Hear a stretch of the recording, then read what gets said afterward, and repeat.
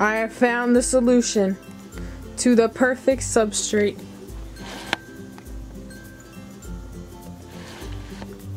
Hey guys, and today I'm going to be talking about substrates for your bearded dragons tank, the pros and cons of substrates, and which one I found is the best for fits. I just said all of that very choppy.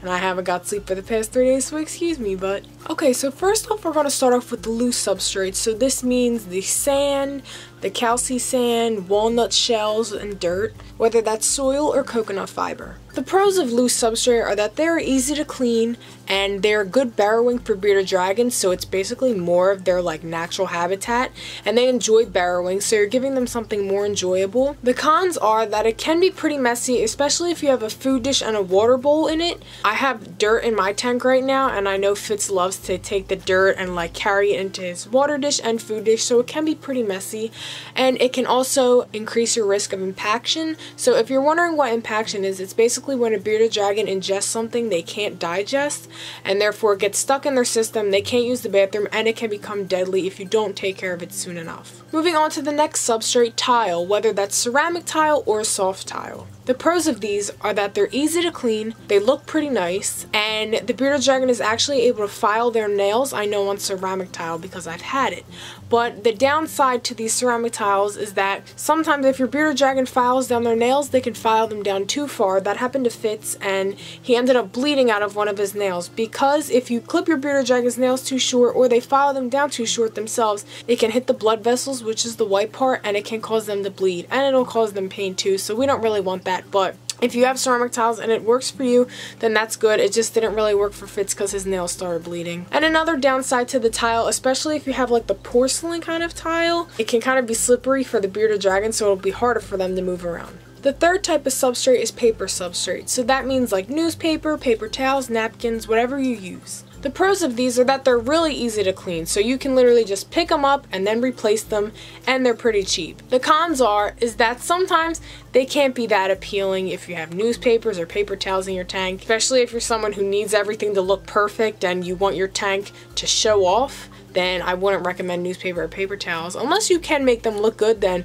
kudos to you. And another con is that they can be pretty messy, so by that I mean if your bearded dragon's walking around, unless you have them taped or something to hold them down, then your bearded dragon can move them around, and that just causes a whole mess and you have to keep fixing it over and over again. The fourth type of substrate are repti carpets and sand carpets. Let me tell you. The pros is that they look nice. That's pretty much it.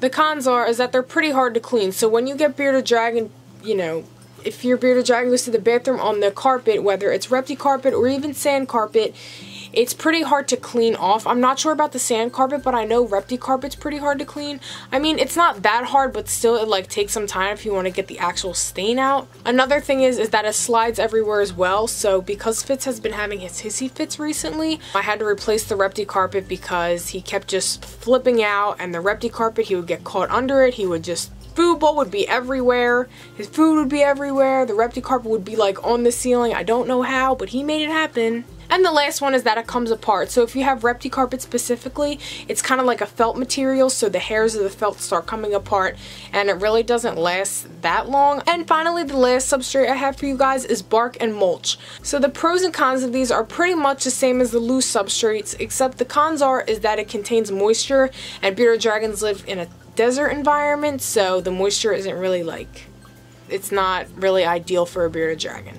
Now you're all probably wondering, well Taylor, if you have something to say about all these substrates, then what did you do? Well, here's my solution to a perfect substrate for a bearded dragon tank. What I did was, because Fitz loves to have his hissy fits, I don't know what he's going through, I think it is puberty, because I looked it up, and you know, I look everything up, I just love Google so much. He's like going crazy, he doesn't use the bathroom.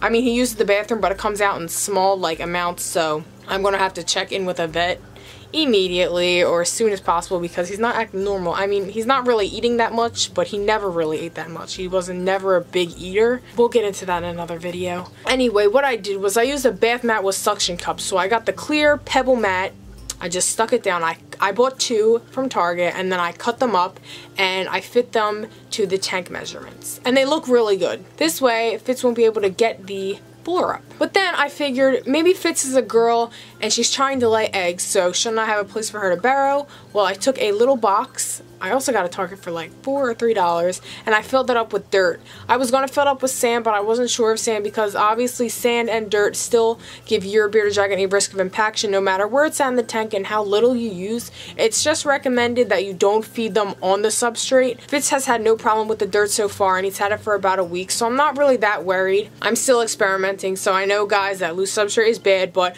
I'm not feeding him on the loose substrate. He only goes in the dirt to really dig holes, which he has been doing lately, so I am assuming Fitz is a she, and by the looks of the under the tail, it does look like Fitz is a she.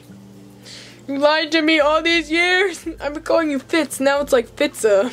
So the pros and cons of my substrate, since I have a mixture of both. The pro is it's real easy to clean. So the dirt box, no problem, you can just take it out.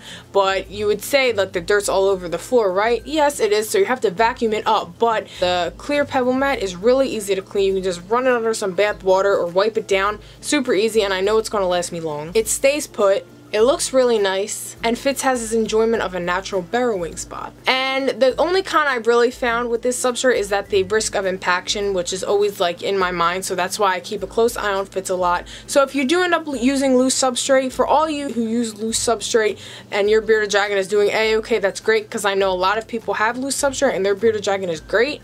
So that's why I'm just keeping a close eye on Fitz to make sure he doesn't really ingest a lot of it, because it's not good. So guys, that's pretty much it for the substrate video. Say goodbye, because nobody really sees you. I feel like nobody sees you, but I feel like they see you too much. Aw, he's so cute. Thumbnail?